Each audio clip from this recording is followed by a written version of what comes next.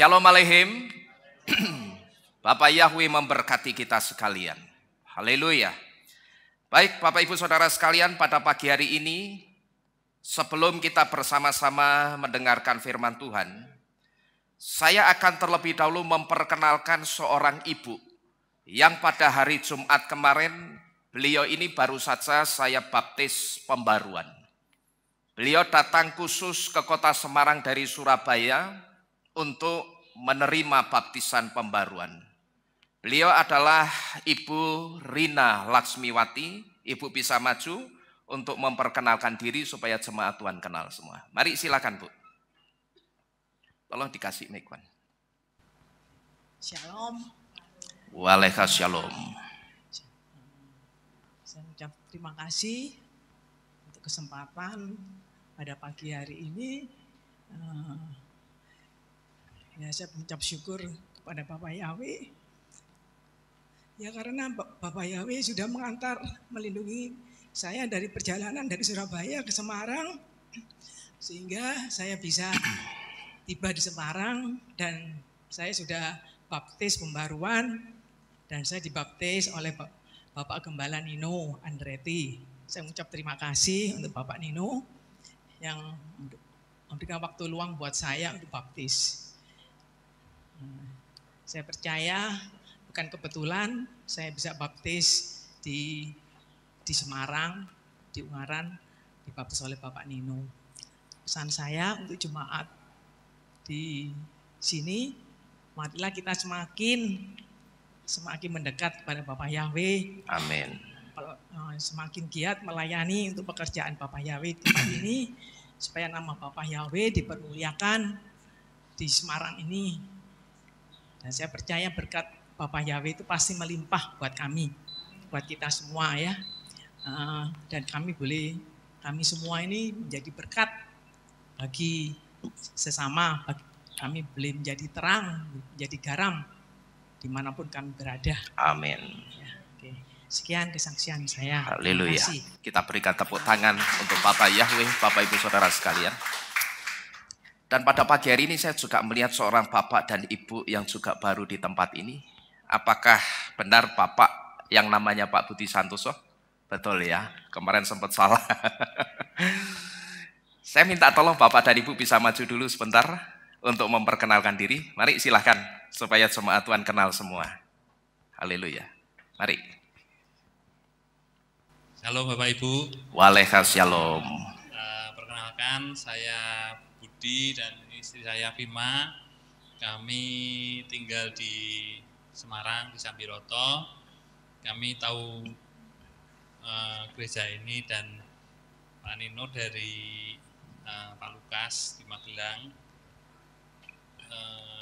Ya kami dulunya ada di gereja yang lama. Sebelum pandemi kami mengikuti YouTube-nya Pak Lukas dan lewat live streaming. Kemudian kemarin kami tanya kalau di Semarang kami bisa bergereja di mana, diarahkan ke sini.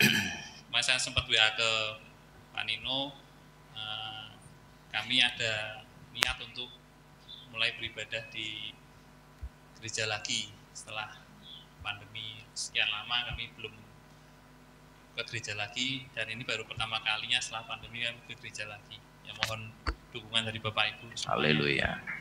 Terima kasih. Shalom, saya Vima. Haleluya. Waalaikumsalam. Saya bersyukur Bapak Yahweh bawa kami ke sini. Kami pengen sama-sama belajar, itu saya sama Budi, saya pengen belajar untuk lebih mendekat dan mengenal yang namanya Bapak Yahweh. Amin. Dan kami belum banyak mengerti mengenai konsep Bapak Yahweh, jadi kami minta mohon dukungannya supaya kami bisa belajar lebih banyak mengenai Bapak Yahweh. Oke, mari kita berikan tepuk tangan Bapak Ibu Saudara sekalian untuk Bapak Yahweh. Selamat datang Bapak dan Ibu Budi bersama Ibu Laksmiwati di Kehilat Mawar Sharon. Bapak Yahweh memberkati. Baik Bapak Ibu Saudara sekalian, pada pagi hari ini seperti kita ketahui, hari ini kita sudah bersama-sama masuk dalam hari raya yang ketiga, yaitu Yom Habikurim, atau Hari Raya Buah Sulung. Nah, pagi hari ini Bapak Ibu Saudara sekalian, di dalam perayaan Buah Sulung ini kita akan bersama-sama merenungkan satu firman Tuhan yang akan berbicara tentang revival in the land.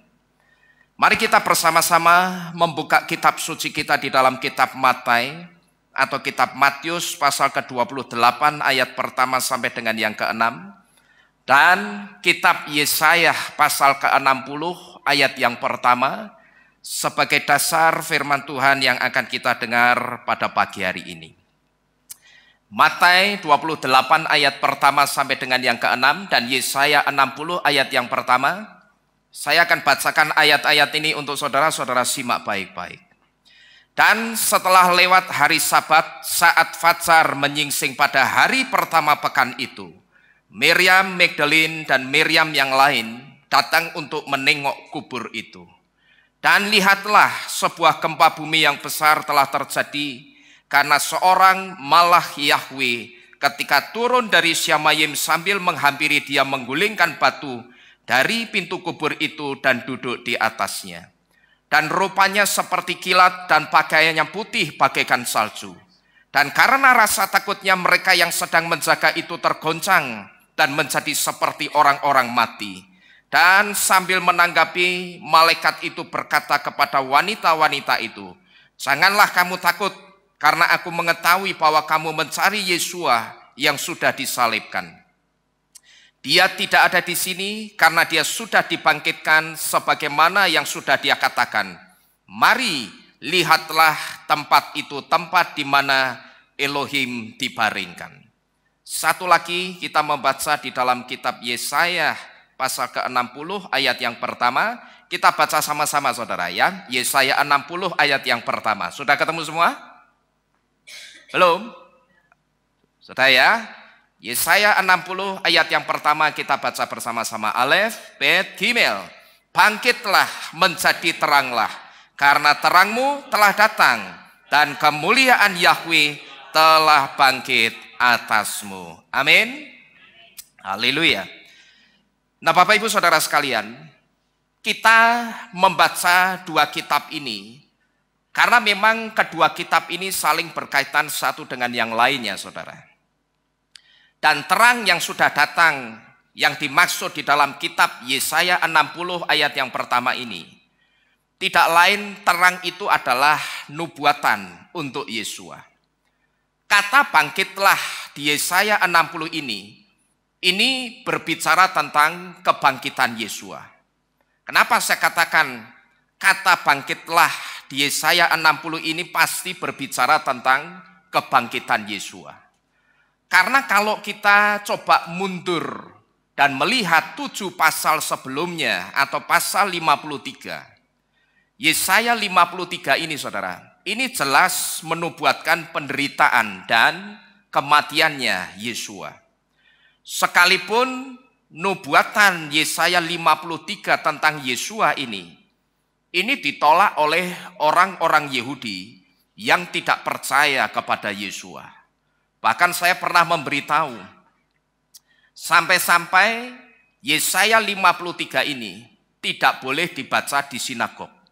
Karena orang percaya bahwa Yesaya 53 ini nubuatannya mengarah kuat kepada Yesua.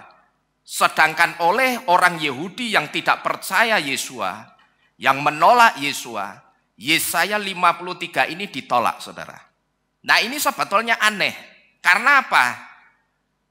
Yang selalu kandil, yang selalu melekat di tangannya orang-orang Yahudi itu apa? Halo? Yang selalu melekat di tangannya orang Yahudi itu apa? Torah dan juga tanah. Torah, Neviim dan Ketuvim. Kitab Yesaya itu bagian dari Neviim atau kitab para nabi. Tapi anehnya Yesaya 53 ini justru ditolak hanya karena Yesaya 53 ini menubuatkan tentang Yesua. Dan saya pernah cerita, sampai-sampai ada satu wanita Amerika yang sampai teriak-teriak di jalan membacakan Yesaya 53 ini. Dia bacakan kitab itu dalam bahasa Inggris di daerah satu kota di Israel. Tapi saat itu saudara, orang-orang Yahudi yang sedang berjalan di sekeliling wanita itu dan yang sedang naik sepeda atau sedang beraktivitas mau pergi ke kantor, ketika mereka mendengarkan wanita ini membacakan kitab Yesaya 53, orang Yahudinya itu justru teriak-teriak, menolak. Dia katakan, diam kamu, tanpa mengatakan alasannya apa. Jadi wanita Amerika ini ditolak ketika membacakan kitab Yesaya 53. Orang Yahudi menolak karena mereka tidak mengakui bahwa Yesaya 53 itu nubuatannya mengarah kuat kepada Yesua. Tetapi mau diakui atau tidak, kita tidak urusan saudara. Karena barometer keselamatan kita itu bukan orang-orang Yahudi. Kalau saudara melihat di dalam kitab Yohanan 4 ayat 26 yang dikatakan keselamatan datang dari orang-orang Yahudi, itu bukan berarti orang Yahudinya yang menyelamatkan, tapi Tuhannya atau Elohimnya orang Yahudilah yang menyelamatkan, bukan orang Yahudinya saudara. Karena kalau barometer kita orang Yahudinya, berapa banyak orang Yahudi yang sekarang ini masih menolak Yesua sebagai Tuhan dan Juru Selamat. Yang jumlahnya itu 90%, mungkin lebih dari 90%. Dan ini memang harus terjadi supaya digenapi jumlah bilangan 144.000 orang Yahudi yang akan dipilih dari 12 suku Israel yang nantinya akan dipilih untuk memerintah bersama-sama dengan Yesua. Jumlah keseluruhan orang-orang Yahudi atau orang-orang Israel pasti tidak hanya 144.000, tapi lebih dari 144.000. Tetapi memang diizinkan Bapak Yahweh, mungkin tidak sampai 10%-nya supaya ini menggenapi bilangan 144.000 orang-orang Yahudi dari 12 suku Israel yang akan dipilih untuk duduk bersama-sama Yesua dalam pemerintahannya Yesua. Jadi Bapak Ibu Saudara sekalian, Yesaya 53 menubuatkan penderitaan dan kematian Yesua. Pasal 60-nya menubuatkan kebangkitannya Yesua atau kebangkitan sang terang itu. Dan terang itu yang dimaksud adalah Yesua. Jadi bangkitlah karena terangmu sudah datang di Yesaya 60 ini. Ini jelas berbicara tentang kebangkitan Yesua. Ini sama seperti kisah tentang peringatan Hanukah. Kalau saudara lihat di dalam kitab Wayikra atau kitab Imamat 23 ayat yang pertama sampai dengan yang ke-44. Di situ tidak pernah ditulis yang namanya Hari Raya Hanukah. Tidak ada saudara. Tapi kenapa kalau itu tidak masuk dalam daftar 7 hari raya? Kenapa saudara dan saya juga memperingati Hanukah? Kita memperingati Hanukah karena Hanukah itu juga dinubuatkan di dalam kitab suci. Kalau saudara perhatikan, kitab Imamat 23 ayat 1 sampai 44, Imamat 23 itu ayatnya dari ayat pertama sampai 44. Dan itu membahas tentang ke-7 hari raya yang harus kita rayakan. Itu ada di dalam kitab Imamat 23 ayat yang pertama sampai dengan yang ke-44. Tapi kalau saudara melihat di pasal selanjutnya atau pasal 24, di situ ada perintah untuk menyalakan pelita menorah. Nah, perintah untuk menyalakan pelita menorah inilah yang sebetulnya menjadi nubuatan untuk hari raya Hanukah. Karena di hari raya Hanukah ini orang akan menyalakan menorah yang disebut menorahnya itu dengan menorah Hanukiah karena jumlahnya ada 9 cabang. Kalau kita perhatikan setelah petunjuk untuk merayakan 7 hari raya berhenti di pasal 23. Pasal 24-nya itu langsung berlanjut ke perintah untuk menyalakan pelita menorah yang adalah nubuatan untuk perayaan Hanukah. Maka kalau saudara perhatikan ini digenapi. Karena apa? Begitu kita selesai hari raya yang ketujuh, yaitu apa? Hari raya yang ketujuh yang terakhir apa? Sukot. Setelah kita selesai Sukot yang adalah hari raya yang ketujuh genap diperingati. Setelah itu kalau saudara perhatikan, tidak ada peringatan lain sampai kemudian masuk ke peringatan berikutnya, yaitu Hanukah. Kalau saudara perhatikan, Sukot itu kan jatuhnya pertengahan September sampai pertengahan Oktober. Nanti di tempat ini Sukotnya saya perkirakan jatuh di awal Oktober. Sukot itu selalu di pertengahan September sampai pertengahan Oktober. Tapi setelah bulan Oktober, itu tidak ada hari raya apa-apa, saudara. Terus Oktober, November, baru masuk Desember. Yang masuk ke bulan Ibrani, Kislu, baru di situ ada hari raya Hanukah. Tepat enggak berarti? Tepat ya? Setelah perintah merayakan 7 hari raya, tidak ada perintah merayakan hari raya yang lain, tapi perintahnya apa? Petunjuknya untuk menyalakan pelita menorah. Nah, petunjuk menyalakan pelita menorah inilah yang menjadi nubuatan dari hari raya Hanukah.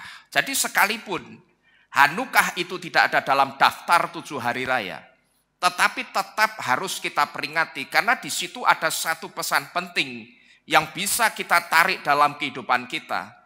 Supaya iman kita itu jangan sampai seperti imannya orang-orang Yahudi yang pernah mengasimilasikan imannya, membaurkan imannya, atau nyampur aduk imannya dengan imannya orang-orang Yunani, sehingga kehidupan satu bangsa besar, bangsa Yahudi atau bangsa Israel, itu hancur kehidupannya.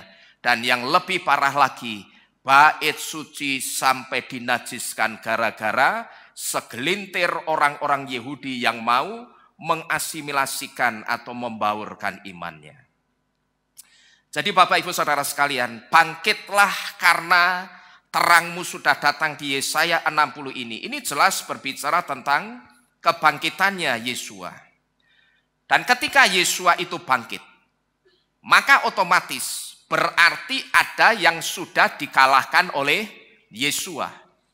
Ini kata kuncinya saudara, kalau Yesua itu sudah bangkit berarti ada yang sudah berhasil dikalahkan oleh Yesua.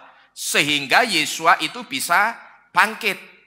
Dan yang sudah dikalahkan oleh Yesua tidak lain adalah maut atau kematian.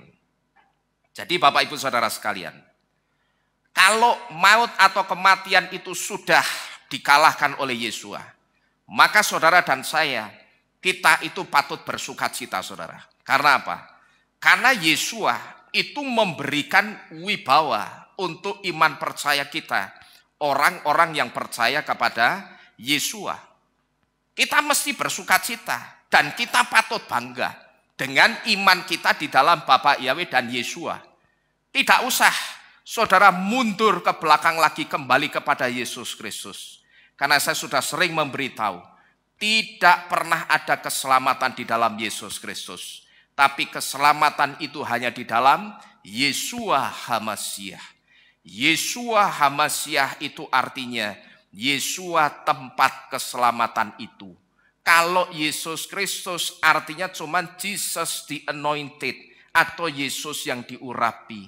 Sedangkan kita sudah diberitahu pengurapannya itu yang jadi masalah adalah pengurapan yang datang dari dewa-dewa yang ada di kuil 1000 imam wanita yang unsurnya atau nuansanya itu perzinahan jasmani.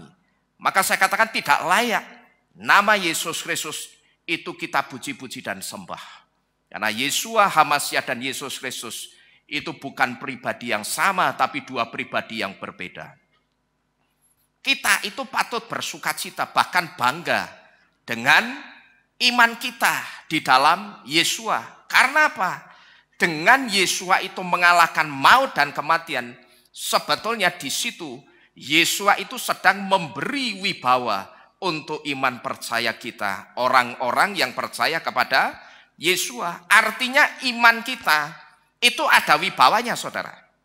Apa yang kita imani, segala sesuatu tentang Yesua, itu bukan pepesan kosong, tapi selalu ada buktinya. Tidak seperti iman percaya lain yang saya perhatikan, selalu mengunggul-unggulkan nabinya. Tapi ketika nabinya mati, sampai hari ini nabinya tetap mati dan tidak hidup lagi. Tapi anehnya, nabinya yang mati itu justru diunggul-unggulkan. Tapi Yesua ketika dia mati, hari ini atau tepat hari ini, dia bangkit dari kematiannya untuk memberikan satu wibawa untuk iman percaya kita, orang-orang yang percaya kepada Yesua.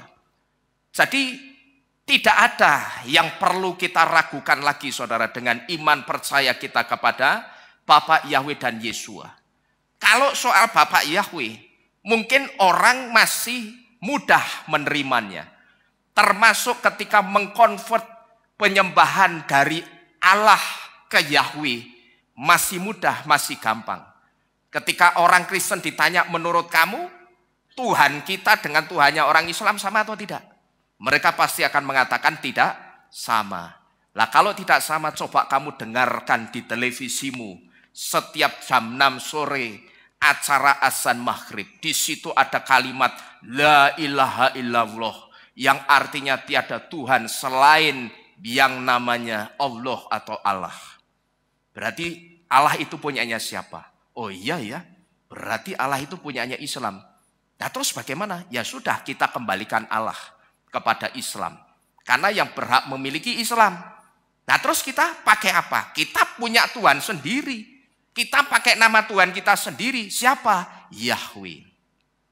Sampai di sini masih gampang, saudara. Tapi begitu Yesusnya itu doda adik, orang Kristen langsung pasang tembok setinggi-tingginya. Aku tidak akan pernah berpaling dari nama Yesus Kristus. Karena apa? Nama ini sudah mendarah daging, mendarah iman. Beratus-ratus tahun, termasuk saya dulu. Ketika lahir baru bertobat dari Muslim, saya juga mengenal juru selamat itu lewat nama Yesus Kristus. Tetapi seiring berjalannya waktu, Bapak Yahweh singkapkan siapa sesungguhnya Yesus Kristus itu. Tidak jadi masalah ketika kita lahir baru dulu lewat nama Yesus Kristus. Karena apa? Karena saat itu juru selamat yang dikenal orang namanya Yesus. Waktu itu kita belum kenal siapa itu Bapak Yahweh. Waktu itu kita belum kenal siapa itu Yesua HaMashiach.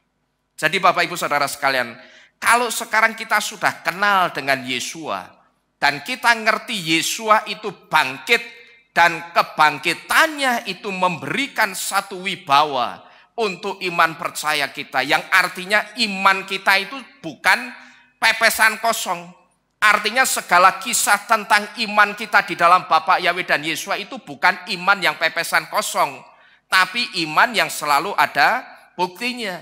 Jadi kalau di dalam iman percaya kita, yang saya sampaikan ini selalu ada bukti dan dasarnya, saya rasa tidak ada alasan untuk kita ragu lagi dengan Yesua HaMashiach. Karena apa, saudara? Karena kebangkitan Yesua hari ini, kebangkitan Yesua itu tidak pernah membawa roh keraguan. Tapi kebangkitan Yesua itu menjadi jalan untuk kita masuk dalam kehidupan yang penuh dengan kasih dan kemuliaan Bapa Yahweh di Syamayim atau di rumahnya Bapa Yahweh kelak. Kita diberi tahu pengertian ini dari kata bangkit di dalam bahasa Ibrani yang ditulis dengan kata kum, di mana huruf kaf, huruf waw, dan huruf mem yang menyusun kata kum yang artinya bangkit ini memberitahu kepada kita. Huruf kaf, satu di antaranya memiliki arti kondens yang artinya mengembun. Dan mengembun di sini ini berbicara tentang embun yang adalah simbol dari kasih Bapa Yahweh, yang kalau kita perhatikan kasih Bapa Yahweh itu tidak pernah sama dengan yang kita rasakan pada hari kemarin, saudara. Kalau saudara melihat wajah, rupa, atau bentuk embun yang kita lihat setiap pagi, memang secara bentuk nampaknya sama dengan embun yang kita lihat pada hari kemarin atau pagi kemarin. Tapi asal saudara tahu, embun yang saudara lihat tadi pagi itu bukan bekasnya embun kemarin. Bukan sisanya embun kemarin. Karena embun yang kemarin sudah apa? Sudah lenyap, sudah hilang. Begitu siang sedikit kena terik panas matahari, sudah lenyap embun itu. Jadi embun yang saudara lihat yang wajahnya, bentuknya, rupanya itu sama dengan embun yang kemarin, itu bukan embun bekas. Bukan embun yang kemarin, tapi embun yang baru.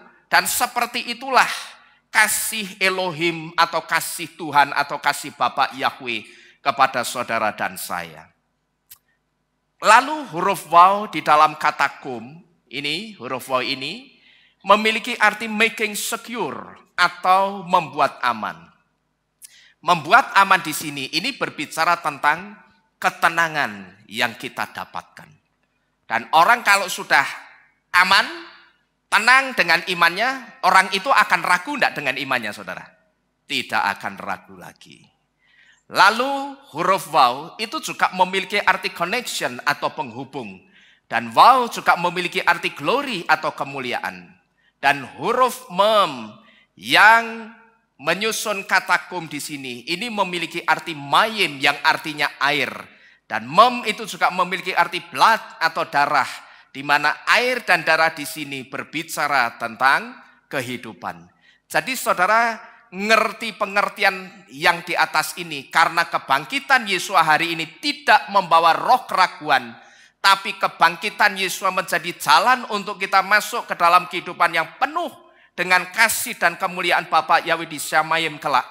Pengertian ini datang dari arti-arti huruf kaf, waw, dan mem yang menyusun kata kum, yang artinya apa ini? Bangkit. Kalau hari ini Yesua tidak bangkit, saudara, maka Yesua itu tidak akan pernah kembali menjemput kita. Saya juga pernah memberitahu kepada saudara bahwa yang nanti akan kembali datang menjemput kita pada kedatangannya yang kedua kali, itu bukan Yesus Kristus, tapi siapa? Yeshua HaMashiach. Mungkin ada di antara kita yang bertanya, lah terus Yesusnya datang enggak, Pak? Saya katakan Yesus datang, tapi bukan untuk yang kedua kali nanti. Karena apa? Karena sesungguhnya Yesus itu sudah datang sekarang dan dia sukses membelokkan kebenaran. Sehingga ketika Yesus itu sukses membelokkan kebenaran, kita jadi tidak tahu siapa nama Tuhan kita sendiri, yang namanya Yeshua HaMashiach. Jadi kalau hari ini Yeshua tidak bangkit dari kematiannya, saudara, Yeshua itu tidak akan pernah menjemput kita lagi suatu hari kelak. Tapi karena Yeshua bangkit suatu hari kelak, saya percaya Yeshua itu pasti menjemput saudara dan saya. Dan ketahuilah, Bapa Yahweh membangkitkan Yeshua itu juga punya alasan loh, saudara. Yang membangkitkan Yeshua itu siapa? Bapa Yahweh. Di dalam kitab suci dikatakan apa? Tetapi roh dia atau roh Yahweh yang membangkitkan Yeshua. Ada kata-kata seperti itu. Berarti yang membangkitkan Yeshua itu tidak lain Bapa Yahweh. Dan di sini saudara mesti ngerti. Ketika Bapa Yahweh membangkitkan Yeshua, itu Bapa Yahweh punya satu alasan. Karena apa, saudara? Bapa Yahweh itu sangat mengasihi saudara dan saya. Bapa Yahweh itu pengen ketemu dengan kita lagi. Ciptaannya yang sangat dikasihi di mana? Di rumahnya di Syamayim kelak melalui kebangkitan Yeshua. Jadi kebangkitan Yeshua itu bisa saya katakan sebetulnya alasannya Bapak Yahweh, karena Bapak Yahweh itu pengen ketemu dengan saudara dan saya lagi. Orang-orang yang dikasihi Bapak Yahweh di mana? Di rumahnya di Syamayim. Cuman kalau kita berangkat sendiri ke Syamayim bisa enggak kira-kira? Enggak bisa. Ini mesti melalui apanya Yesua? Kematian dan kebangkitannya Yesua. Karena kalau Yesua pada waktu itu tidak mati, kita akan tetap ada di jurang kebinasaan. Dan Yesua masuk ke dalam jurang kebinasaan itu karena Yesua melihat ada jiwa-jiwa yang harus dia selamatkan. Dan jiwa-jiwa itu adalah jiwa saudara dan saya. Maka dia mati, dia masuk dalam jurang kebinasaan. Setan pada waktu itu dikalahkan dan Yesuanya bangkit juga. Maka kalau saudara lihat cuplikan film The Passion of Christ yang kita lihat pada perayaan Pesah kemarin yang sempat diblokir juga oleh YouTube saudara setelah saya masukkan YouTube. Kita melihat setelah Yesua itu ditombak lambungnya dan keluar darah dan air. Ngocor keluar dari lambung Yesua. Saat itu, setelah itu apa? Begitu Yesua diturunkan dari kayu salib dan dibopong sama Miriam. Waktu itu adegannya beralih ke apa? Setannya itu teriak, wah! Sebagai tanda setannya itu sudah kalah.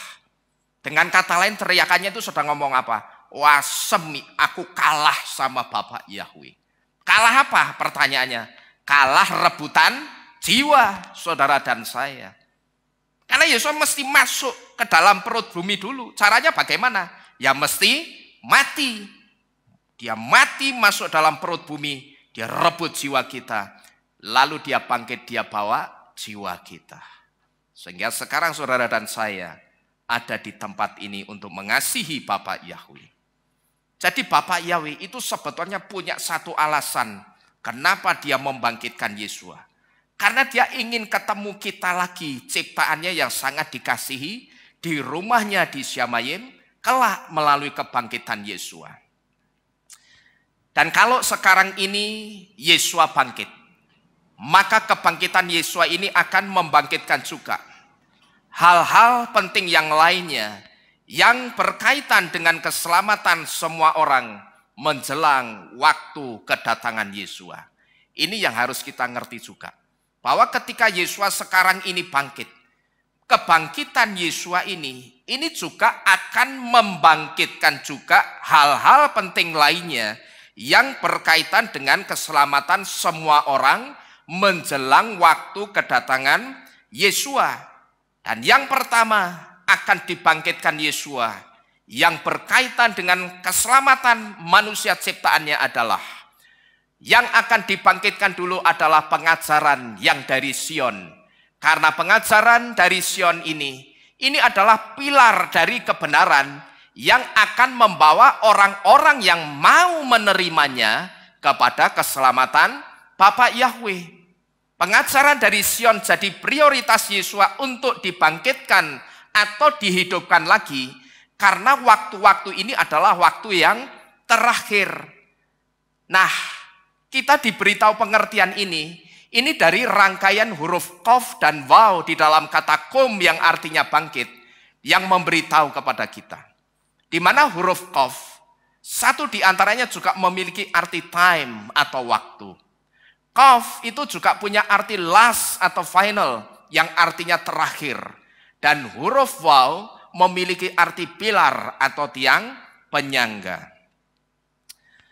Nah, kebangkitan angin pengajaran dari Sion ini akan jadi prioritas utama Yesua untuk dibangkitkan dulu saudara. Jadi yang pertama yang akan dibangkitkan Yesua dulu itu apa? Pengajaran yang dari Sion, karena pengajaran ini pilar dari kebenaran yang akan membawa orang-orang yang mau menerima pengajaran itu kepada keselamatan. Pengajaran dari Sion itu jadi prioritas Yesua untuk dibangkitkan karena waktu-waktu ini sudah waktu yang terakhir. Ini akan dijadikan prioritas Yesua dulu karena angin pengajaran dari Sion ini sudah lama disuntik mati oleh oknum-oknum yang tidak suka dengan kebenaran, Bapak Ibu Saudara sekalian. Jadi kita mesti ngerti kenapa angin pengajaran dari Sion itu kira-kira baru 10, 20, paling lama mungkin 30 tahun yang lalu baru kita dengar di telinga kita. Kalau saya baru tahun 99, kami sekeluarga baru tahun 99 mengenal angin pengajaran dari Sion. Berarti sudah berapa tahun itu? Sudah 20 tahunan ya, sudah 20 tahun lebih. Kami baru mengenal angin pengajaran dari Sion itu baru tahun 99, 20 tahun lebih. Padahal angin pengajaran dari Sion itu adanya bukan 20 tahun yang lalu, tapi sejak tahun pertama itu sudah ada angin pengajaran dari Sion yang sebetulnya angin pengajaran ini membawa kepada keselamatannya Bapak Yahweh. Dan ini, sekarang ini, waktu-waktu ini, angin pengajaran ini sedang dibangkitkan lagi oleh Yesua. Karena apa? Karena ternyata angin pengajaran dari Sion ini sudah disuntik mati oleh oknum-oknum yang tidak suka dengan kebenaran. Dan ini terbukti, saudara. Munculnya kitab suci yang selama ini harus disembunyikan dulu, baik itu disembunyikannya atas perintahnya Bapak Yahweh atau memang disembunyikan oleh ulah oknum-oknum yang tidak suka dengan kebenaran. Waktu-waktu ini semua kitab-kitab yang menyimpan rahasia Elohim dan rahasia kerajaan Syamayim yang besar kembali dimunculkan ke permukaan. Kalau saudara perhatikan, beberapa waktu yang lalu saya sempat membahas di tempat ini tentang kitab Mose, yaitu satu kitab yang membahas tentang baptisan di dalam Torah.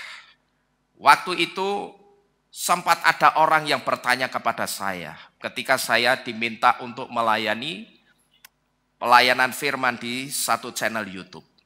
Waktu itu ketika sesi tanya jawab dibuka, ada seorang ibu yang bertanya begini, Pak, di Torah itu apa tidak ada baptisan? Karena orang-orang Yahudi itu tidak menerima baptisannya Yohanan. Mereka menganggap di Torah itu tidak ada baptisan. Jadi ada orang-orang Yahudi yang tidak menerima baptisan. Waktu itu saya jawab ada. Cuman pada waktu itu masih saya sembunyikan informasi kitabnya karena saya mesti pergumulkan dan saya mesti pelajari dulu, saudara. Dan pada waktu itu saya diskusikan tentang ayat baptisan di dalam Torah ini dengan Pak Lukas. Waktu itu saya ngomong sama Pak Lukas begini, Pak, kita hatinya netral dulu ya. Kita ngomong-ngomong, saya kesini mau ngomong-ngomong ini, Pak. Tapi kita hatinya mesti netral dulu ini kayaknya Pak Lukas. Karena saya dapat info bahwa ada baptisan di dalam Torah. Waktu itu setelah saya diskusikan dengan Pak Lukas, kami sepakat untuk tidak a priori dulu dengan baptisan di dalam Torah, Bapak Ibu Saudara sekalian. Dan ternyata memang benar terbukti bahwa ada baptisan di dalam Torah atau yang orang Kristen sebut dengan perjanjian lama. Maka digenapilah kalau benar ada kalau benar ada baptisan di dalam Torah, berarti digenapilah ketika Yesua itu mengatakan, jangan kamu mengira aku datang untuk membatalkan Torah, tapi aku datang untuk menggenapi Torah. Nah ini baru genap. Karena apa? Yesua itu dibaptis. Kalau Yesua dibaptis, berarti di Torah itu juga harus ada pribadi yang dibaptis juga. Karena apa? Kalau kita perhatikan Yesua disunat enggak, saudara? Yesua disunat.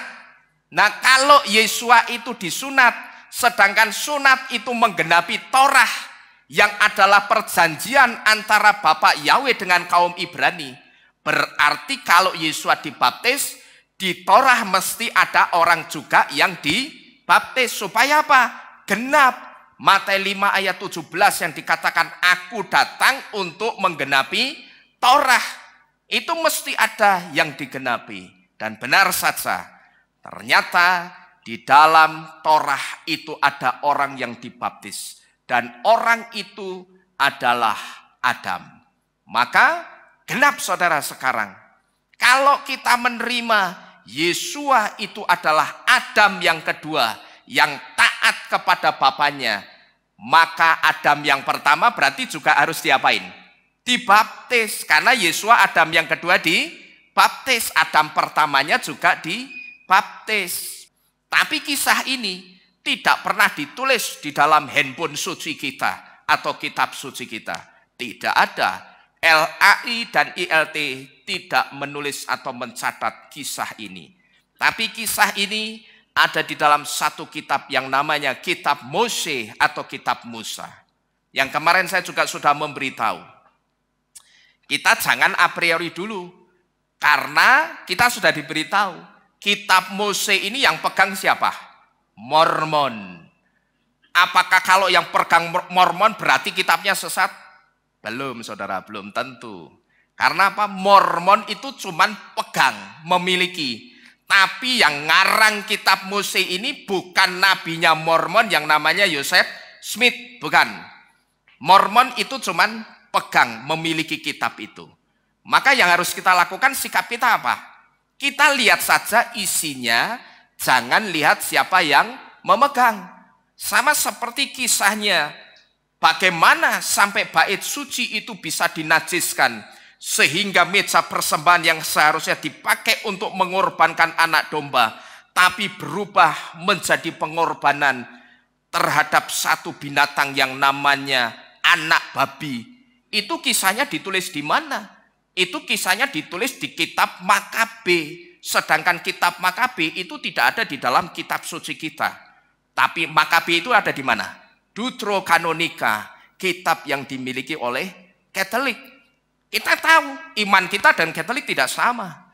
Tapi apakah itu artinya kitabnya tidak boleh kita coba baca, kita selidiki dan kita pelajari? Oh tidak. Ya, kitab apapun itu saya pelajari saudara. Bahkan kalau saya punya kitabnya setan ya tak pelajari.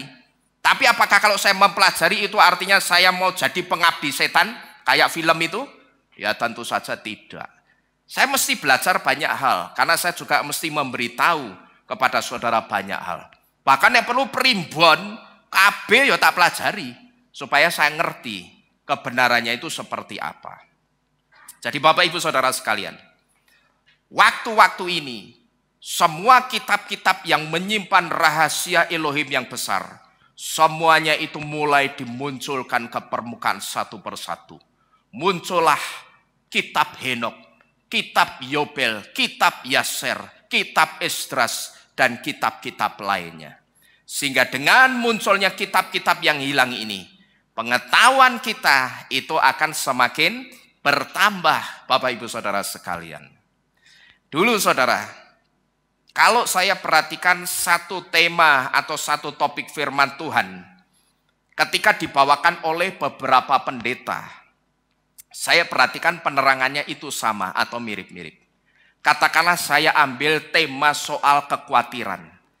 Ketika tema kekhawatiran ini dibawakan oleh beberapa pendeta, saya dengarkan, saya perhatikan penerangannya itu sama semua. Atau mirip-mirip lah, kalaupun tidak sama. Ketika ditanya, kenapa kita itu tidak boleh khawatir? Jawabannya paling banter 3. Karena Tuhan melarang. Yang kedua, karena kalau kita khawatir itu tidak nambahi umur kita 1 hasta. Dan yang ketiga, ngapain mesti khawatir? Burung yang di udara saja tidak menabur, tapi dia manen. Ya toh? Dia tidak menabur, dia tidak menanam, tapi dia ikut menikmati hasil bumi itu. Jawabannya paling banter 3 ini saudara. Tapi ketika saya coba pelajari tentang kekhawatiran dari pola Ibrani, akar Ibrani, saya tahu ternyata Yesus melarang kita khawatir. Itu ternyata Yesus punya maksud yang sangat baik.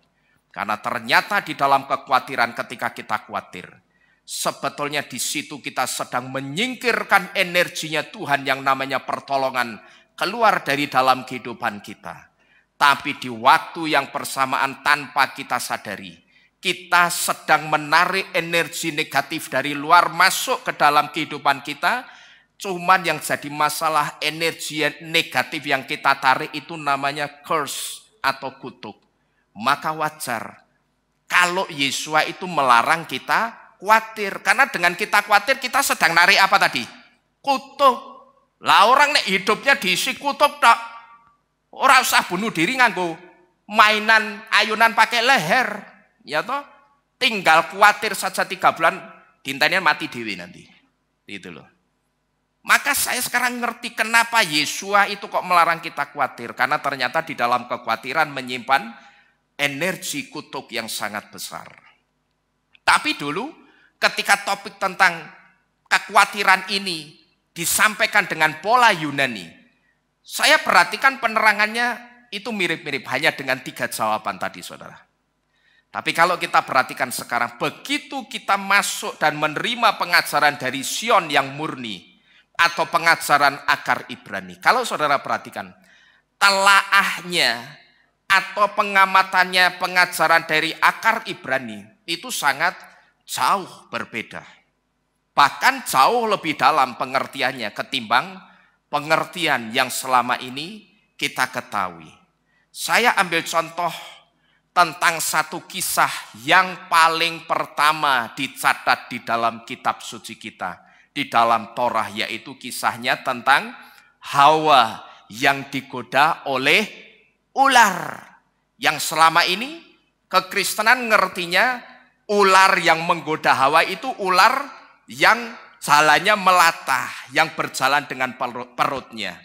Padahal yang dimaksud ular di situ bukan saat ular itu dikatakan menggoda Hawa, itu bukan ular yang berjalan dengan perutnya begitu, bukan saudara. Tapi kata ular di dalam bahasa Ibrani itu ditulis dengan kata nahas. Nahas itu siapa? Nahas itu makhluk yang persis plek jeblek dengan saudara dan saya. Bentuknya, posturnya persis seperti kita. Dia punya mata, punya hidung, punya mulut, punya telinga. Kepalanya posisinya sama seperti kita. Tangannya posisinya sama seperti kita. Kakinya sama seperti kita. Bahkan dia juga dikatakan memiliki tingkat intelijensia atau kecerdasan yang sangat tinggi. Cuman yang membedakan nahas dengan kita sekalipun bentuknya sama. Nahas itu dari kaum binatang. Dan bedanya kita dengan nahas, manusia dengan binatang. Manusia itu memiliki 5 level jiwa roh. Sedangkan binatang itu hanya punya 1 level jiwa roh yang kita kenal dengan naluri. Maka kita mengenal atau menerima binatang itu hidup dengan nalurinya. Ini saya ambil contoh yang paling gampang. Dulu kita tidak ngerti. Begitu kita membaca kitab Beresit atau Kejadian, dan ular itu menggoda Hawa, bayangan kita langsung apa? Oh, ular yang melata, kelegat-kelegot itu tiba-tiba standing, jemping begini terus ngomong-ngomong sama Hawa. Hawa ini digoda, dibujui. Padahal bukan seperti itu. Coba kita renungkan. Bagaimana binatang bisa bicara? Ya, cara paling gampang seperti itu. Ular jadi berjalan dengan perutnya itu setelah apa? Setelah nahas dikutuk Bapak Yahweh karena menggoda si Hawa. Bapak Yahweh ngomong apa? Pada saat Adam Hawa ketahuan, yang dikutuk apa? Tanahnya. Mulai hari ini terkutuklah tanah tempat kamu berdiri. Lalu kepada si ular Bapak Yahweh ngomong apa? Terkutuklah kamu, mulai hari ini kamu akan berjalan dengan perutmu. Baru setelah dikutuk itu, nahas ngelesot, dia berjalan dengan perutnya. Tapi sebelum dikutuk, berdiri atau ngelesot? Berdiri, masih seperti kita ini. Dan dia bisa menggoda si Hawa. Ini satu contoh saja yang selama ini tidak pernah diketahui di dalam kekristenan. Dan masih banyak hal-hal yang baru yang sekarang ini kita ketahui, saudara. Maka Bapak Ibu Saudara sekalian, kalau waktu-waktu ini kita itu jadi orang percaya yang hanya suka mendengar firman, yang hanya bicara soal berkat-berkat terus, nanti saudara boleh buktikan, akan ada waktunya saudara itu akan kecewa. Karena apa? Saudara sukanya cuman sama firman yang berkat-berkat, tapi saudara menutup telinga untuk firman yang berbicara tentang tanda-tanda zaman yang menandakan waktu kedatangan Yesua. Tapi telinga saudara itu lebih senang dibuka untuk mendengar apa? Firman yang berkat-berkat terus. Sampai-sampai nek diomongi berkat, ngomongnya amin itu buanter, amin. Tapi begitu ketegur firman, melempem, dingkluk terus ini ya. Nanti sulit ngelirik pendeta nih. Wah, madep aku ora kae. Ya toh, tapi nek diomongi berkat, wah amin, amin ini banter. Lambok nek pas ketegur itu ngomong amin sing banter gitu loh. Ya. Itu menunjukkan kalau saudara dewasa imannya. Tapi nek saudara anak-anak nek dimarahin apa? Kan dingkluk begini toh? Betul enggak kira-kira? Ya toh anak-anak dimarahin begini dingkluk, terus ngelirik-ngelirik papai, lirik-lirik mamai begini. Mbok kita nek pas ketegur itu amin. Nah, itu baru iman sing jos. Nek dijojo berkat amin itu sudah wajar. Pasar juar ombyoan saudara. Cuman yang jadi masalah iman kita itu tidak sama dengan imannya orang pasar juar, saudara-saudara sekalian. Ya jadi Bapak Ibu Saudara sekalian, kalau sekarang kita ngerti kebenaran demi kebenaran itu dimunculkan dan disingkapkan waktu-waktu ini.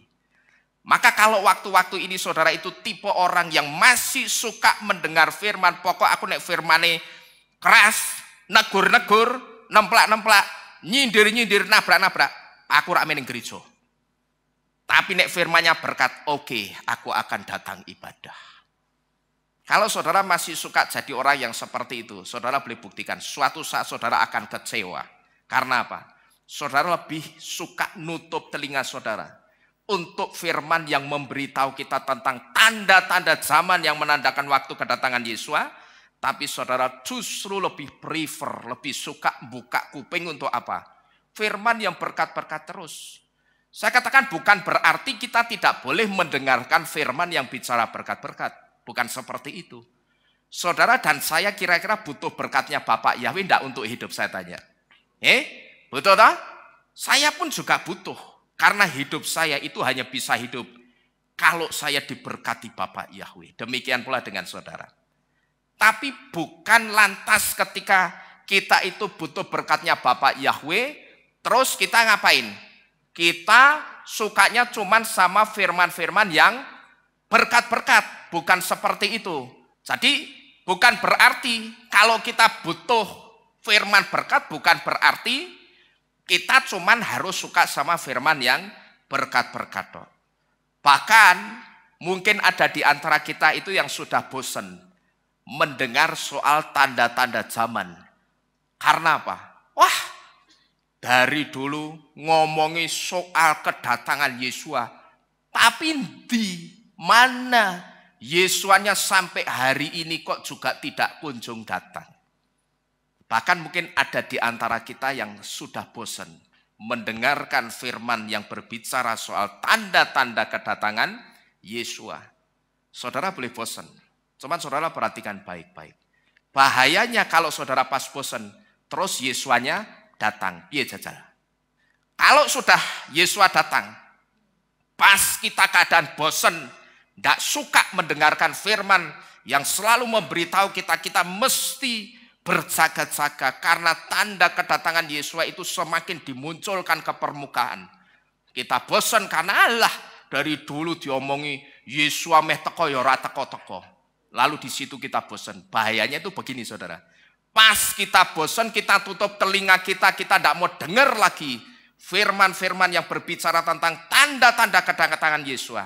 Terus tiba-tiba bagaimana? Kalau saat pas kita bosan Yesua datang. Pertanyaannya, kira-kira orang yang menutup telinga untuk tanda-tanda zaman ini diselamatkan enggak saudara kira-kira? Saya tidak mau menghakimi, tetapi saya yakin tidak akan diselamatkan. Karena apa? Orang itu sudah menutup telinganya. Kenapa kok menutup telinganya tidak diselamatkan? Karena otomatis kalau orang itu nutup telinganya, dia sendiri tidak akan pernah mengambil satu sikap yang namanya sikap pertobatan. Bahayanya di sini, saudara. Begitu saudara bosan, saudara tutup telinga, wah, kayak ketoknya tanda-tanda nih. Saka judulnya temane ngomongnya akhir zaman iki. Tak turu wae. Ya. Tak gawe kopi wae, tak turu wae ning pojokan. Hati-hati, begitu saudara tutup, Yesua datang saat itu. Kira-kira yang selamat apanya? Kopine, tak kandhani. Ya sing selamat kopine kuwi. Karena apa? Telinga saudara sudah ditutup. Saudara tidak suka dengan firman yang seperti itu. Karena begitu saudara menutup telinga, otomatis saudara itu tidak akan mengambil sikap pertobatan untuk jaga-jaga diri. Nah, bahayanya di sini, saudara. Jadi yang pertama yang urgent untuk Yesua bangkitkan sekarang ini adalah pengajaran yang dari Sion. Karena pengajaran ini satu-satunya pengajaran yang bisa membawa orang kepada keselamatan. Tapi sekali lagi, itu kalau orangnya mau membuka hati dan mau menerima pengajaran yang dari Sion ini, saudara. Bapak Yahweh tidak memaksa. Angin pengajaran itu pokok dihembuskan kuat. Dia bawa satu di antaranya tiket-tiket keselamatan. Ini sama seperti konsepnya tiket keselamatan.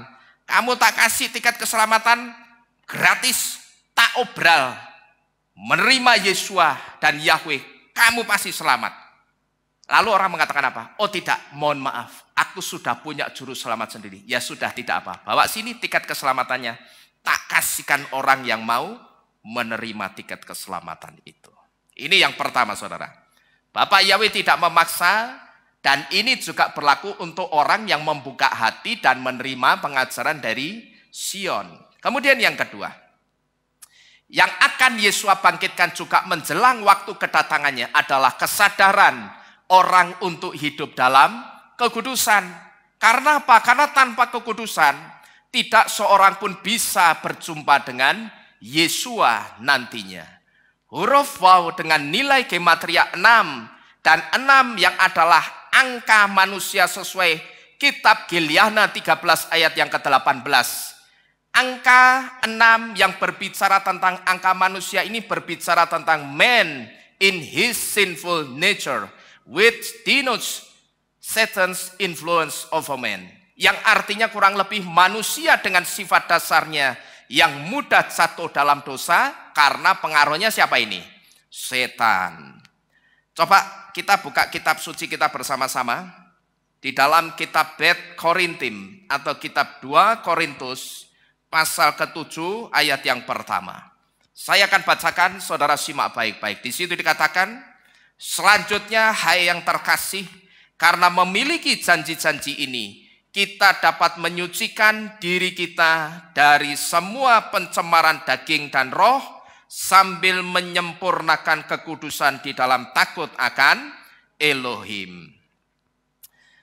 Bapak Ibu Saudara sekalian, tidak kebetulan kalau huruf waw yang menyusun kata kum yang artinya bangkit ini memiliki arti yang ada di depan ini. Manusia dengan sifat dasarnya yang mudah jatuh dalam dosa karena pengaruhnya setan. Ini tidak kebetulan, saudara. Huruf waw itu punya arti banyak. Waw itu bisa punya arti nail atau paku, tapi waw itu juga punya arti manusia dengan sifat dasarnya yang mudah jatuh dalam dosa karena pengaruh setan. Dan karena kekudusan itu syarat mutlak untuk kita nanti bisa berjumpa dengan Yesua, maka inilah yang sekarang ini juga sedang dibangkitkan oleh Yesua. Waktu-waktu ini kegerakan orang untuk semakin hidup kudus, hidup benar di hadapan Tuhan, itu juga sedang digerakkan oleh Yesua waktu-waktu ini, yaitu kesadaran orang untuk semakin hidup dalam kekudusan. Dan ini sesuai dengan apa yang dikatakan Yesua. Yesua pernah mengatakan apa?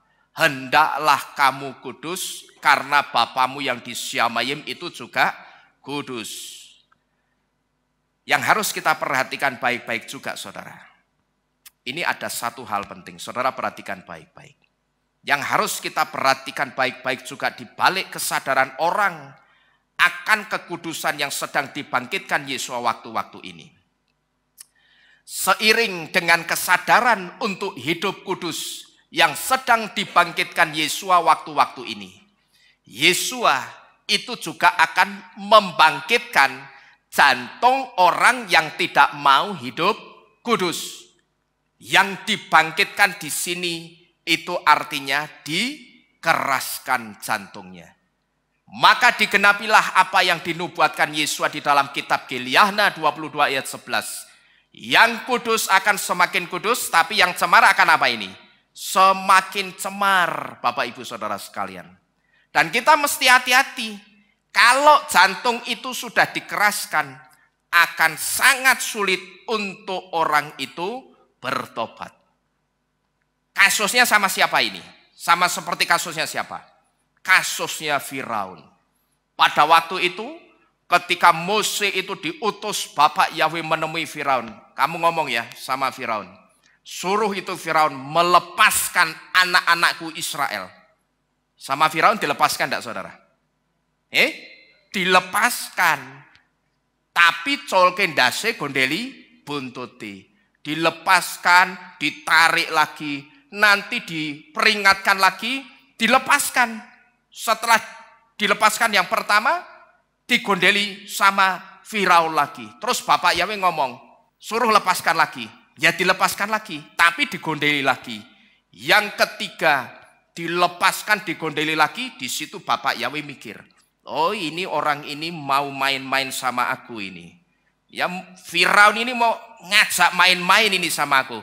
Kamu ajak main-main? Oke. Aku keraskan jantungmu sekalian. Sehingga kamu tetap akan memburu anak-anakku Israel ini sampai dimanapun. Dan di situ Bapak Yahweh punya satu tujuan. Tak keraskan supaya jangan berubah kehendaknya. Supaya tetap mengejar bangsa Israel sampai kemanapun. Dan tidak direlakan keluar dari Mitsraim atau Mesir. Waktu itu Bapak Yahweh punya tujuan apa, saudara? Bapak Yahweh pengen ngubur Firaun itu di dasar laut Suf, di mana tidak pernah ada kejadian yang dicatat di dalam kitab suci. Orang itu biasanya dikubur di tanah, tapi ini dikubur di dalam air. Jadi maksud Bapak Yahweh, kalau orang itu sudah main-main sama Bapak Yahweh, bertobat enggak, wah ini berarti ngajak main-main ini. Tak keraskan sekalian jantungnya. Maka di sini saya memberitahu apa? Hati-hati, kalau jantung itu sudah dikeraskan akan sangat sulit untuk bertobat. Karena seiring dengan kesadaran untuk hidup kudus yang sedang dibangkitkan Yesua waktu-waktu ini, Yesua itu juga sedang membangkitkan jantung orang yang tidak mau hidup kudus. Diapain dibangkitkannya?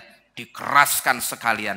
Wes, kamu tidak mau bertobat? Oke, sudah tidak usah bertobat sekalian.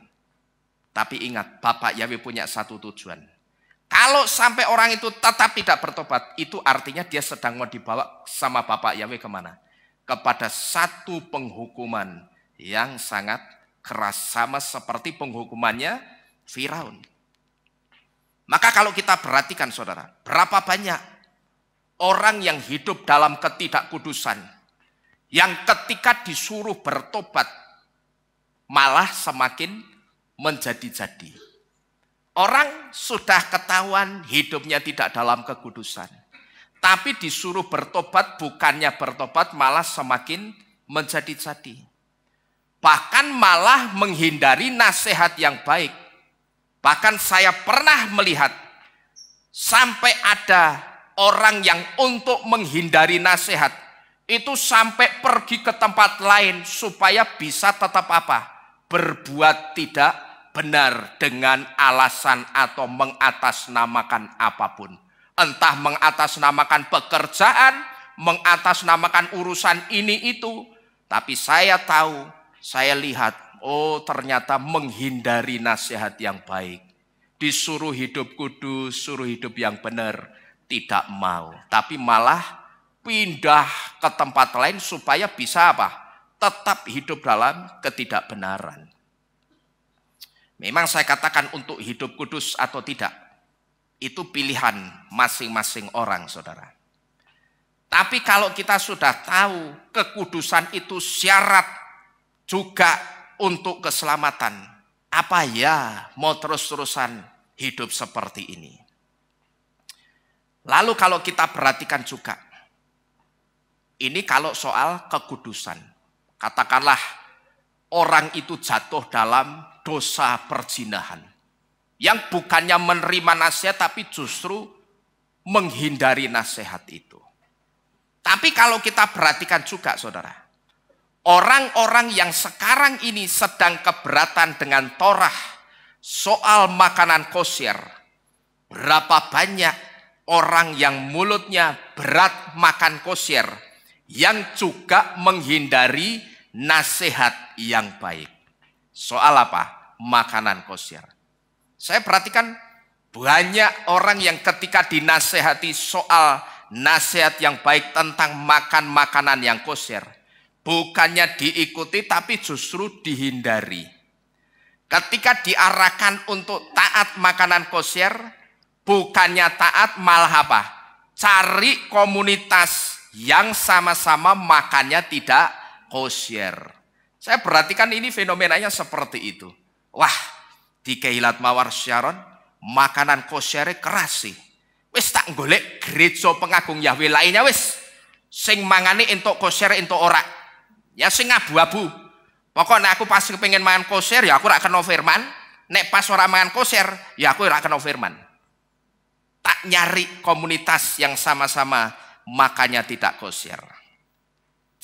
Tetapi saya tidak kaget karena memang biasanya begitu, saudara. Biasanya kan yang pro makanan kosher akan join dengan orang yang pro makan kosher.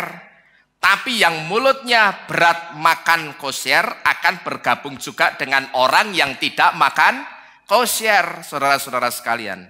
Biasanya begitu. Orang yang pro dengan kebenaran akan berkumpul dengan orang yang juga pro dengan kebenaran. Tapi yang tidak pro akan kumpul dengan yang tidak pro juga. Nah ini sama seperti kasusnya di orang-orang yang sudah dimeterai nama Yahweh dan Yesua melalui baptisan pembaruan, tapi begitu diarahkan makan makanan kosher, wah lah aku belum bisa meninggalkan kepiting, aku belum bisa meninggalkan babi. Laung babi sini penyakit kok tidak bisa ditinggal, itu aneh, saudara. Terus wah begitu masuk ke sini, wah Pak Nino nek ngomong makanan kosher, watose setengah mati, watu atos omongane iki. Wis tak cari gereja pengagung Yahweh. Sing penting podo mengagungkan Yahweh, tapi ora diusik makanan kosere. Ben cangkemku iso mangan kabeh. Tak begitu, saudara. Akhirnya mereka apa?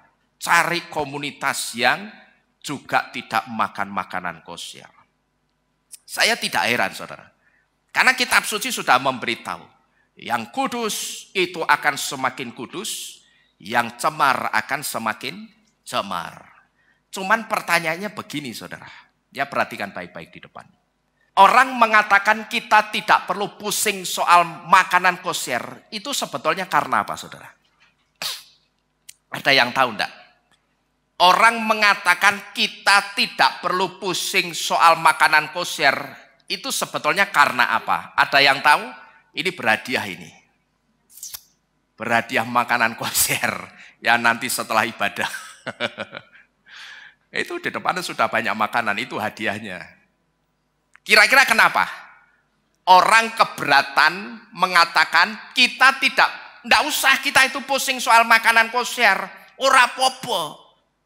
Makan sembarang itu tidak apa-apa. Karena apa kira-kira? Karena geragas. Celutak. Terus apa? Karena mereka itu menganggap atau beranggapan soal makan tidak mempengaruhi keselamatan. Ini yang selalu diucapkan, saya perhatikan. Soal makan itu tidak mempengaruhi keselamatan. Sekarang saya mau tanya. Saudara, jangan karena saya yang jawabnya, jangan karena takut sama saya. Jawab keluar dari jantung hati saudara sendiri. Kalau menurut saudara sendiri, soal kita makan, itu mempengaruhi keselamatan atau tidak saudara kira-kira? Pengaruh tidak kira-kira? Pengaruh. Sekarang kalau saudara ditanya, saudara ngomong pengaruh atau mempengaruhi, buktinya apa, Pak? Kalau saudara suruh menunjukkan buktinya, ya wes pokoknya. Pokok itu bukan jawaban. Pokok itu bukan jawaban. Ketika saudara mengatakan soal makan itu mempengaruhi keselamatan, itu benar. Sekarang saya mau jawab, saya mau katakan, kalau memang soal makan itu tidak pengaruh dan tidak mempengaruhi keselamatan, saya cuma mau tanya, bagaimana dengan ayat ini? Adam mati karena bermasalah soal makan. Nih dibaca sendiri nih. Ya, saya bacakan mulai dari ayat 14. Dalam tahun ke-50 ini dari kitab Yaser pasal ketiga ayat 14 sampai 16. Saudara perhatikan secara khusus ayat 16. Dalam tahun ke-50 apa lagi? 6 tahun dari hidup Lemek, maka matilah siapa? Adam. Perhatikan baik-baik. Yang mati siapa? Adam. 930 tahun umurnya ketika dia mati. Dan kedua putranya bersama Hanok dan Metusalah anaknya menguburkan dia atau Adam dengan kemegahan besar seperti pada penguburan raja-raja di dalam gua yang telah diberitahukan Elohim kepadanya.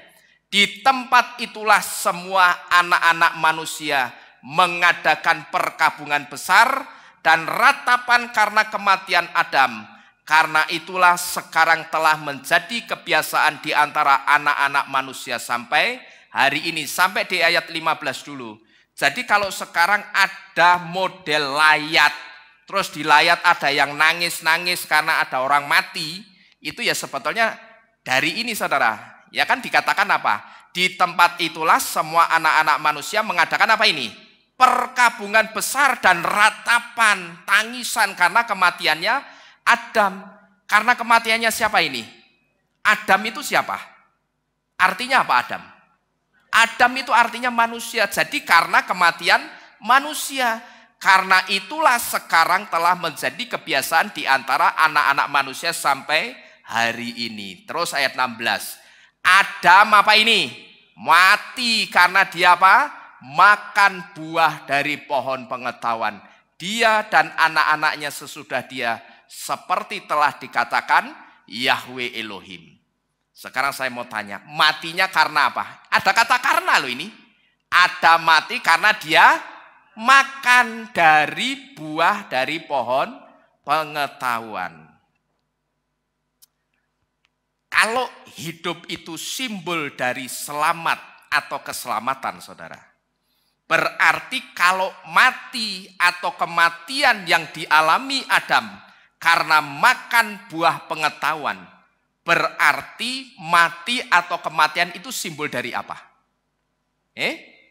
Kalau hidup itu simbol dari selamat. Paham saudara? Kalau kita hidup kan berarti kita simbolnya selamat. Misalkan ada orang kecelakaan, ceder, mobilnya guling-guling, tapi orangnya masih hidup, maka orang itu dikabarkan apa? Orangnya, penumpangnya selamat. Paham? Berarti hidup itu simbol dari selamat. Lah berarti kalau hidup simbol dari selamat, berarti kematian yang dialami Adam itu simbol dari apa? Simbol dari tidak selamat. Ini semata-mata bukan soal apa yang dimakan Adam. Ya, ingat baik-baik. Semata-mata bukan soal apa yang dimakan Adam. Dan bukan juga buah pengetahuan itu buah yang tidak kosher. Bukan. Buah pengetahuan itu pasti buah yang kosher atau buah yang layak untuk dimakan. Jadi semata-mata bukan soal apa yang dimakan oleh Adam. Tapi ketidaktaatannya dengan perintah jangan makan buah itu, itulah yang membuat Adam mati. Paham Bapak Ibu Saudara sekalian? Paham ya? Adam kan sudah dikasih tahu, buah yang ada di taman ini boleh kamu makan. Kecuali buah dari pohon pengetahuan yang baik dan yang jahat. Jangan kamu makan, karena pada hari kamu memakannya, hari itu juga kamu akan mati. Akhirnya mati benar. Dan ini dibuktikan di dalam kitab Yaser pasal ketiga ayat 14 sampai 16. Cuman ayat ini tidak ada di kitab suci kita. Maka orang mengatakan apa? Nek sing ngomong orang Kristen, saya maklumi saudara. Tapi yang ngomong orang-orang yang sudah percaya Bapak Yahweh dan Yesus loh, sudah dimeterai baptisan pembaruan loh. Tapi mereka mengatakan apa? Oh, soal makan itu tidak mempengaruhi keselamatan. Oh ya? Kalau tidak mempengaruhi, saya cuma mau tanya, lah ayat ini terus apa artinya? Adam mati karena dia makan buah dari pohon pengetahuan. Jadi dari sini Bapak Ibu Saudara sekalian, kita mesti benar-benar concern soal kekudusan ini. Termasuk menjaga kekudusan tubuh kita melalui makanan kosher. Karena kalau Yesua datang pada perayaan Yom Teruah tahun ini, andai kata Yesua itu datang pada perayaan Yom Teruah tahun ini, berarti, perhatikan baik-baik, kita itu hanya tinggal menghitung beberapa bulan saja untuk kita masuk pada tanggal 1 bulan ke-7 atau bulan Etanim atau bulan Tisri, yaitu masuk dalam perayaan apa? Yom Teruah. Kenapa kok Yom Teruah yang jadi acuannya kedatangan Yesua? Karena 6 dari 7 hari raya semuanya sudah digenapi Yesua. Hanya kurang 1 yang belum digenapi Yesua, yaitu perayaan Yom Teruah. Dan kitab suci memberitahu, sebelum Yesua datang, malaikat Yahweh itu akan diperintahkan meniup nafiri atau sangkakala sebagai tanda kedatangannya Yesua. Sama seperti kalau orang mati itu loh saudara, sebelum dikubur diapain? Sompret dulu. Ya kumpul kan begitu. Untuk ngangkatkan orang yang mati ke kuburan.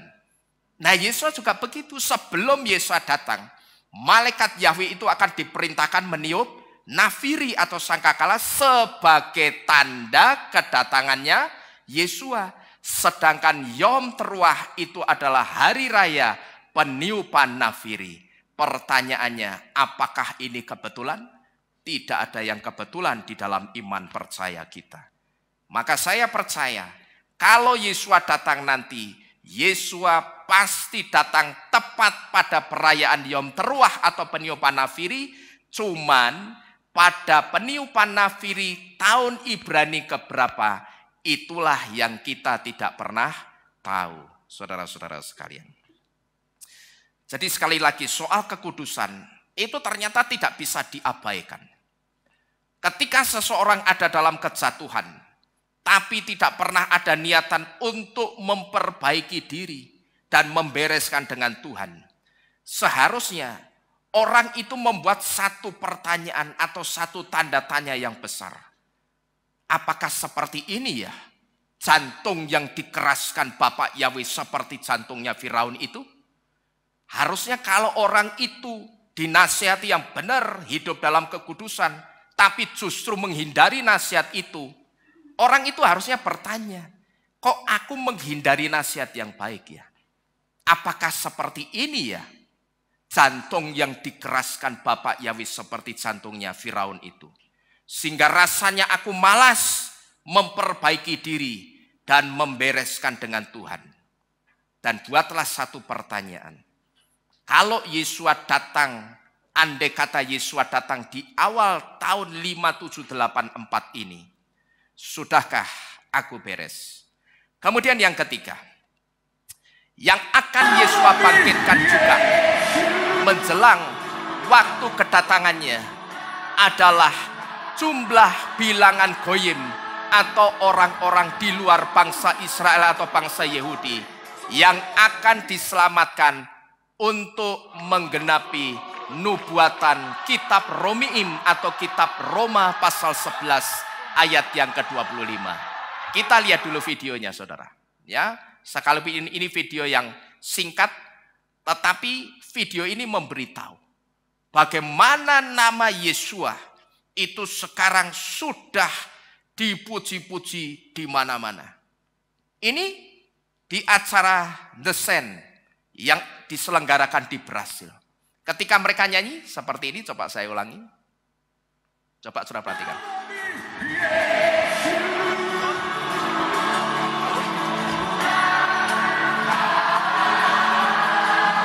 Saudara perhatikan nama siapa yang dipanggil. Ini.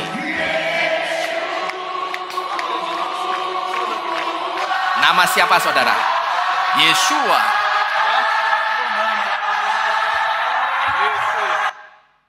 Padahal mereka rata-rata bahasanya bukan bahasa Ibrani.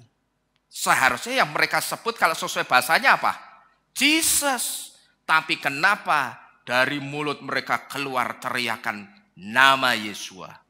Lah ini karena sekarang ini yang akan Yesua bangkitkan juga menjelang waktu kedatangannya adalah jumlah atau bilangan goyim atau orang-orang di luar bangsa Israel atau Yahudi yang akan diselamatkan untuk menggenapi nubuatan kitab Romiim atau kitab Roma 11 ayat 25. Kita tahu pengertian ini dari huruf mem yang menyusun kata kum yang artinya bangkit, di mana huruf mem ini memiliki arti mayim yang artinya air yang memberitahu kepada kita.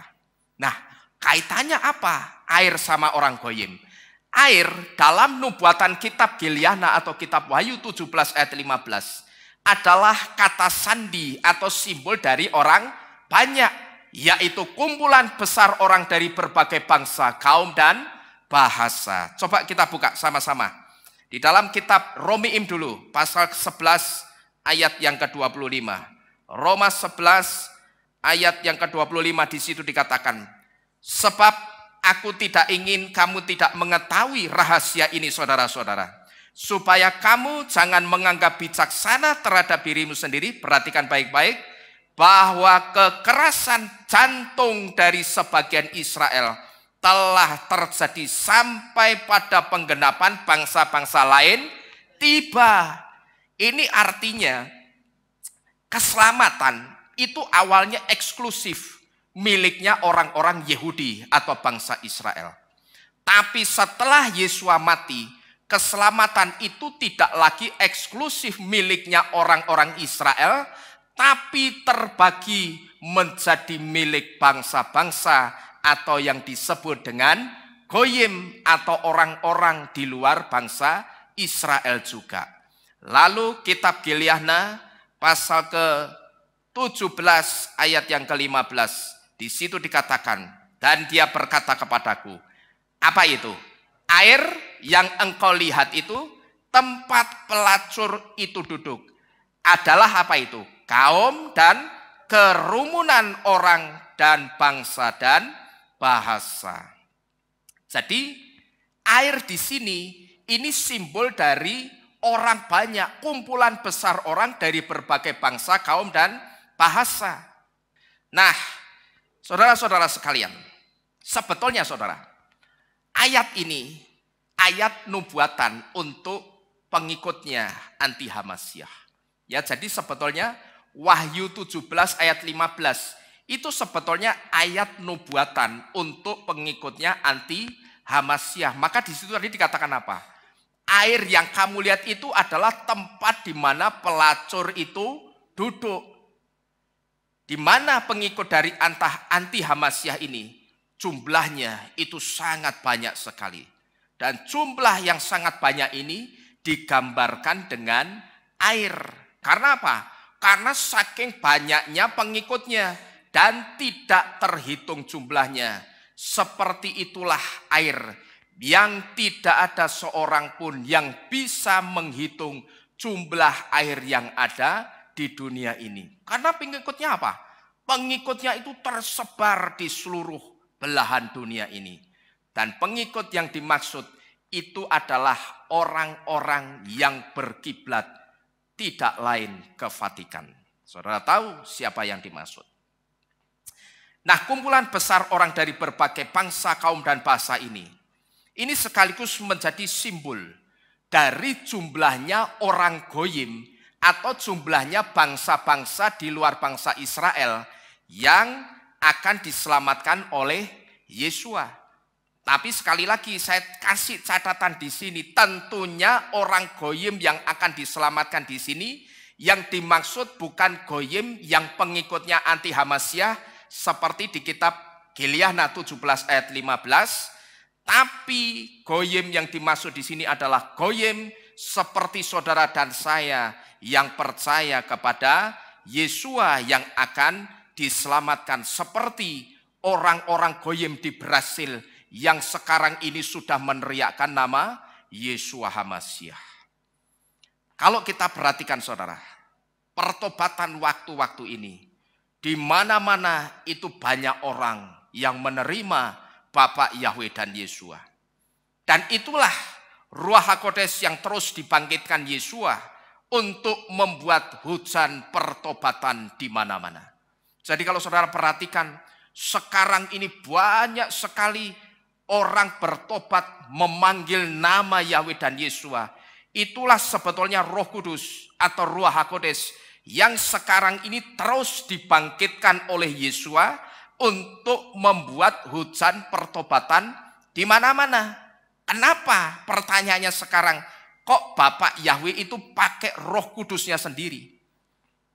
Bapak Yahweh pakai Roh Kudusnya sendiri itu karena apa? Karena ternyata mulut pendeta itu tidak mau memberitakan kebenarannya Bapak Yahweh, Yesua, dan Torah. Maka karena mulut pendeta itu tidak mau dipakai memberitakan nama Yahweh, Yesua, dan Torah, akhirnya apa? Bapak Yahweh pakai caranya sendiri. Caranya bagaimana? Bapak Yahweh bangkitkan Ruach HaKodes atau Roh Kudus sehingga terjadi hujan pertobatan di seluruh belahan dunia ini, termasuk di Indonesia. Dan terjadinya hujan pertobatan di seluruh dunia ini, inilah revival in the land atau kebangkitan di negeri. Nations will come and worship Yahweh and Yesua. Bangsa-bangsa akan datang dan menyembah hanya kepada Bapa Yahweh dan Yesua. Amin. Sekarang ini waktunya sedang terjadi satu kegerakan di mana-mana. Revival in the land. Bangsa-bangsa itu berduyun-duyun datang menyembah. Lidah, bibir, mulutnya itu sudah dikasih apa saudara? Safa berurah. Lidah, bibir, mulut yang ditahirkan, dikuduskan, dan dibersihkan untuk dilayakkan memanggil nama Yahweh dan Yesua. Dan inilah revival in the land. Kebangkitan di negeri-negeri. Bangsa-bangsa akan datang dan menyembah kepada Bapa Yahweh dan Yesua Tuhan kita. Amin. Amin. Yang terakhir saya mengucapkan Hag Shameah Yom HaBikurim. Selamat Hari Raya Buah Sulung 18 Nisan 5783. Bapak Yahweh memberkati kita sekalian. Kita bangkit berdiri saudara. Saudara tengok belakang, tengok depan, kasih ucapan Hag Shameah Yom HaBikurim. Ayo kita saling kasih ucapan.